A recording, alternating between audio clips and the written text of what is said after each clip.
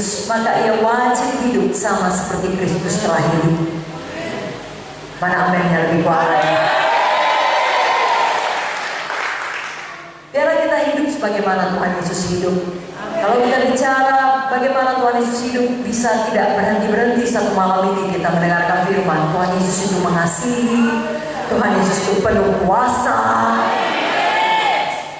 Tapi malam ini saya mau mengambil khusus bagaimana Tuhan Yesus itu adalah seorang hamba yang sejati. Bahkan sampai dia ke kayu salib, doanya adalah bukan kehendakku Bapa, kehendakmu jadilah. Ada banyak anak-anak Tuhan mau melayani Tuhan supaya dikenal, supaya terkenal. Tapi itu bukan hati hamba. Seharusnya kita melayani dengan motif yang benar. Hati Yesus adalah hati hamba. Jadi hari ini saya mau bacakan bagaimana Tuhan Yesus dari Yohanes 13, dia membasuh kaki murid-muridnya. Bukalah Alkitab kita dari Yohanes 13, saya membacakan ayat 1 sampai 17.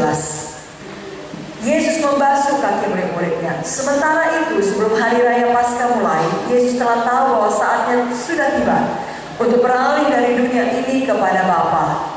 Sama seperti ia senantiasa mengasihi murid-muridnya, demikianlah sekarang ia mengasihi mereka sampai kepada kesudahannya. Mereka sedang makan bersama, dan iblis telah membisikkan rencana dalam hati Yudas Iskariot, anak Simon, untuk mengkhianati dia. Yesus tahu bahwa Bapanya telah menyerahkan segala sesuatu kepadanya, dan bahwa ia datang dari Allah dan kembali kepada Allah. Lalu bangunlah Yesus dan menanggalkan jubahnya. Ia mengambil sehelai kain lenan dan mengikatkannya pada pinggangnya. Kemudian ia menuangkan air ke dalam sebuah basi dan mulai membasuh kaki murid-muridnya, lalu menyekanya dengan kain yang terikat pada pinggangnya itu. Maka sampailah ia kepada Simon Petrus. Kata Petrus kepadanya, Tuhan, kau hendak membasuh kakiku? Jawab Yesus kepadanya, apa yang kau perbuat kau tidak tahu sekarang, tetapi kau akan mengertinya kelak. Kata Petrus kepadanya, engkau tidak akan membasuh kakiku sampai selama-lamanya.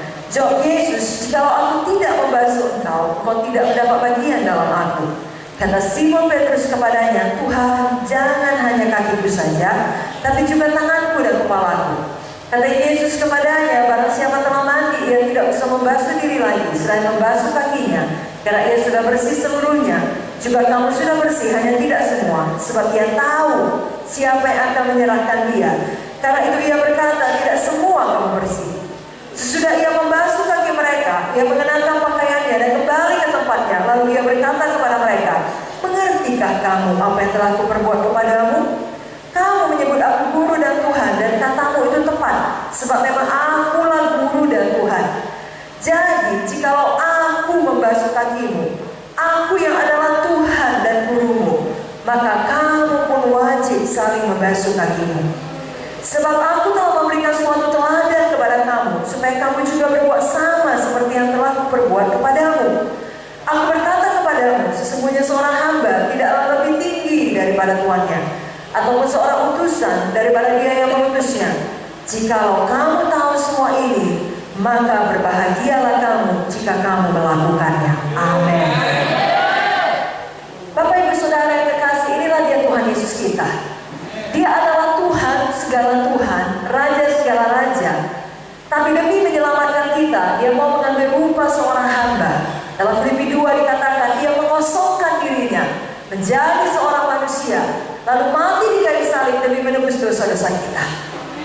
Dan kita tahu dari ayat yang kita baca tadi, selama dia masih hidup di dunia ini, tepat sebelum kematiannya, dia membasuh kaki murid-muridnya. Saudaraku, yang pertama sekali, seorang hamba yang sejati dapat melihat satu kebutuhan dan segera memenuhi kebutuhan itu.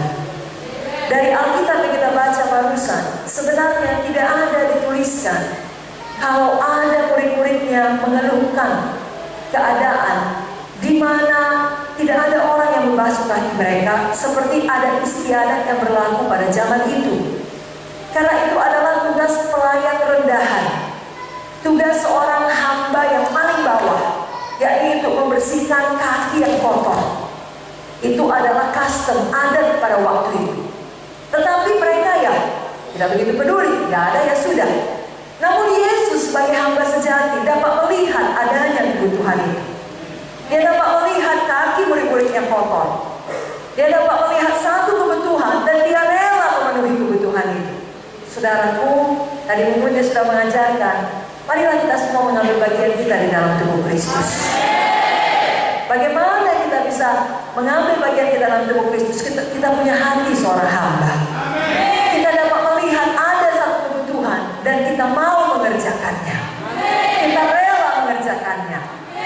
Bagaimana kita bisa punya hati seperti itu? Dalam buku Filipi 2 dikatakan, itu hanya dapat kita lakukan kalau kita tidak sibuk memikirkan diri sendiri saja, tetapi kita memikirkan orang lain.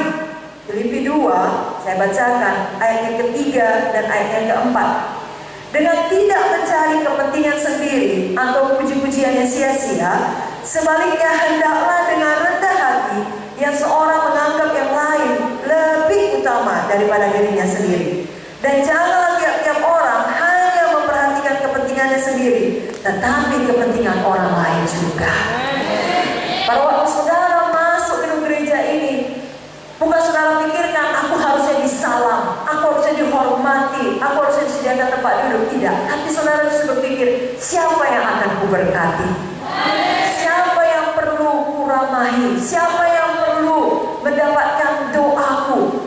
Bagaimana aku bisa memberkati orang yang ada dalam gedung gereja ini? Lalu sifat seperti itu bukan hanya saudara lakukan ketika hari Minggu, ketika saudara ke gereja atau hari-hari ibadah lainnya, tetapi dalam kehidupan sehari-hari. Baik hari Senin, Selasa, Rabu, Kamis, Jumat, Sabtu, hari apa saja, di mana saja, di kantor saudara, dalam rumah tangga, dalam keluarga, dalam berkumpul dengan teman-teman, saudara dapat melihat kebutuhan dan memenuhi kebutuhan itu. Itulah hati hamba. Saudara mungkin yang masih anak-anak, masih bersekolah, saudara dapat melihat kebutuhan teman saudara, katakanlah dalam satu mata pelajaran butuh jangka. Kalau tidak pakai jangka atau tidak pakai rom, tidak bisa mengikuti pelajaran dengan baik. Dia nggak ngomong apa-apa, tapi saudara lihat dia kesusahan. Mungkin dia lupa bawa dari rumah. Sedangkan saudara punya dua, saudara kasih tanpa diminta. Itu contoh yang paling kecil. Saudara bekerja dalam satu tempat, tiba waktunya masa rest, masa istirahat. Saudara lihat ada kebutuhan. Sesama kawan saudara bekerja datang dari keluarga yang lebih sederhana, lebih miskin. Dia tidak ngomong apa-apa, tapi saudara lihat dia tidak makan siang. Saudara punya makan siang, saudara bagi kepadanya. Itulah hati hamba yang sejati. Tidak memikirkan kepentingan sendiri, tetapi kepentingan orang lain juga.